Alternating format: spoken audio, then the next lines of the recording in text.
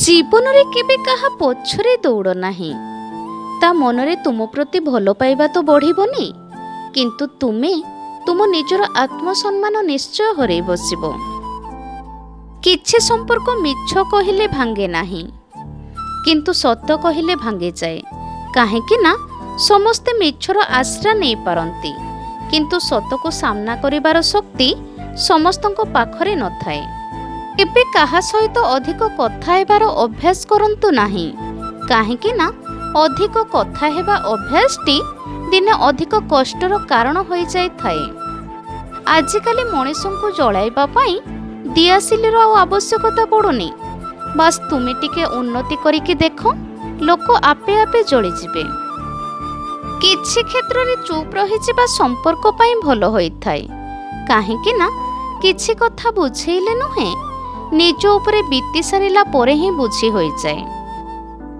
ଏବେ ତ ସବୁ ସମ୍ପର୍କର ଅର୍ଥ ହିଁ ବଦଳିଗଲାଣି। ଏବେ ତ ସବୁ ଭଲ ପାଇବାର ଗୋଟିଏ ଅର୍ଥ, ତାହା ହେଉଛି ସ୍ୱାର୍ଥ।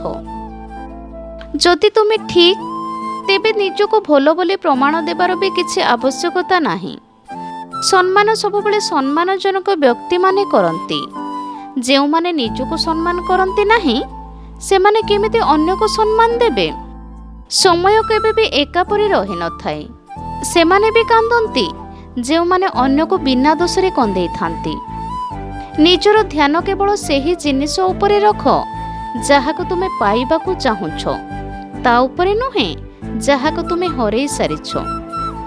ଭଲ ମଣିଷର ଇଜ୍ଜତ କେବେ କମ୍ ହୁଏ ନାହିଁ, କାହିଁକି ନା ସୁନାକୁ 100 ଖଣ୍ଡ କଲେ ମଧ୍ୟ ତାର ମୂଲ୍ୟ କେବେ କମ୍ ହୁଏ ନାହିଁ। ଜବାବ ତ ସବୁ ପ୍ରଶ୍ନର ଦିଆଯାଇପାରିବ, କିନ୍ତୁ ଯିଏ ତୁମ ସମ୍ପର୍କର ଗୁରୁତ୍ୱ ବୁଝିପାରିଲା ନାହିଁ, ସିଏ ତୁମ ସମ୍ପର୍କକୁ କେମିତି ବୁଝିବ? ପ୍ରେମ ଦୁନିଆର ସବୁଠାରୁ ସହଜ ଜିନିଷ, ଯାହାକୁ ପାଇବା ଏ ଦୁନିଆରେ ସବୁଠାରୁ କଠିନ ହୋଇଥାଏ। ପ୍ରଥମ ପ୍ରେମ ସବୁବେଳେ ଗୋଟିଏ କଥା ଶିଖେଇଥାଏ ଯେ ଦ୍ୱିତୀୟ ପ୍ରେମ ଯେବେ କରିବ, ଟିକେ ବୁଝି ବିଚାରି କରିବ।